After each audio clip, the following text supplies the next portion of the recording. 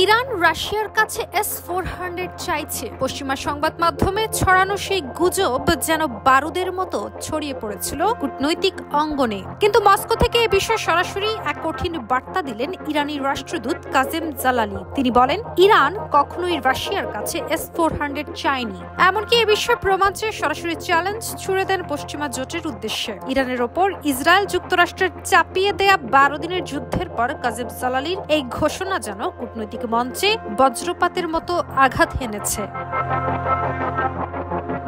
12 দিনের আগুন ঝরা যুদ্ধে ইরানের জনগণ চোখের সামনে দেখেছে কে বন্ধু আর কে শত্রু। যুক্তরাষ্ট্র, ইসরায়েল আর পশ্চিমা শক্তি যখন সরকার পতনের ষড়যন্ত্রে যুদ্ধ চাপিয়ে দিয়েছিল, তখন মস্কো দাঁড়িয়ে গিয়েছিল ভিন্ন লাইনে। যুদ্ধের প্রথম দিনে রাশিয়া ইসরায়েলি আগ্রাসনের বিরুদ্ধে জোরালো অবস্থান দিয়েছে টানা 3টি বিবৃতি। নিরাপত্তা পরিষদে নিয়েছে নির্দিষ্ট অবস্থান। তবে সামরিক কিংবা অস্ত্রের দিক থেকে ইরান কোনো প্রকার সহায়তা নেয়নি রাশিয়ার কাছ থেকে। যদিও প্রথম দিকে পশ্চিমা মহল কটাক্ষ করে বলেছিল, ইরানের বিপদে পাশে দাঁড়ায়নি বন্ধু রাশিয়া, তথাকথিত বিবৃতির বাইরে দেয়নি কোনো সামরিক সহায়তা। তবে পশ্চিমা মহলের মুখে এক প্রকার চপেটাঘাত করেই যেন ইরান জানিয়ে দিয়েছে তারা রাশিয়ার কাছ থেকে কখনোই S-400 চায়নি।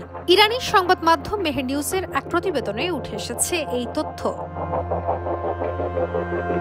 রাষ্ট্রদূত জালালি জানান, যুদ্ধ শুরুর পরদিনই রাশিয়ার প্রেসিডেন্ট ভ্লাদিমির পুতিন সরাসরি ফোন আলাপের অনুরোধ জানায় ইরানের প্রেসিডেন্ট মাসুদ পেজিশকিয়ানকে। দ্বিতীয় দিনেই লাভরভ ও ইরানের পররাষ্ট্রমন্ত্রী আরাকচির মধ্যে ফোন আলাপ হয়। এরপর যুদ্ধ শেষ হতেই আরাকচি মস্কো ছুটে যান এবং পুতিনের সঙ্গে বৈঠক করেন। সেই সঙ্গে আলী লারিজানি এবং প্রতিরক্ষা মন্ত্রীও মস্কো সফরে যান। অর্থাৎ যুদ্ধময় দিনগুলোতে তেহরান মস্কোর কূটনৈতিক সেতু বন্ধন ক্রমশ শক্ত হয়েছে। কিন্তু গুরুত্বপূর্ণ বিষয় হলো, ইরান এখন পর্যন্ত রাশিয়ার কাছ থেকে S-400 প্রতিরক্ষা ব্যবস্থা কেনার দাবি তোলেনি। অথচ পশ্চিমারা সেই গুজব ছড়িয়ে তেহরানকে আন্তর্জাতিক চাপের মুখে ফেলার চেষ্টা করেছে। রাষ্ট্রদূতের কথায় কেউ যদি দাবি করে প্রমাণ দেখাক। তিনি স্পষ্ট বার্তা দেন, ইরান চাপের কাছে মাথা নত করবে না।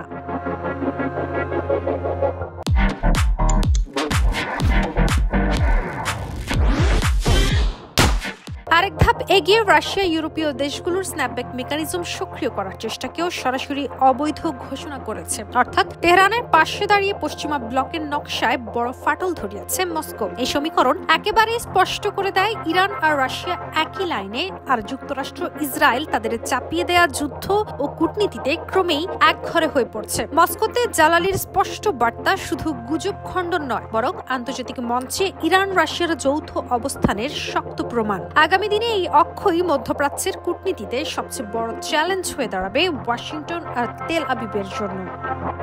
কাজিয়া অহনা, নিউজ 24।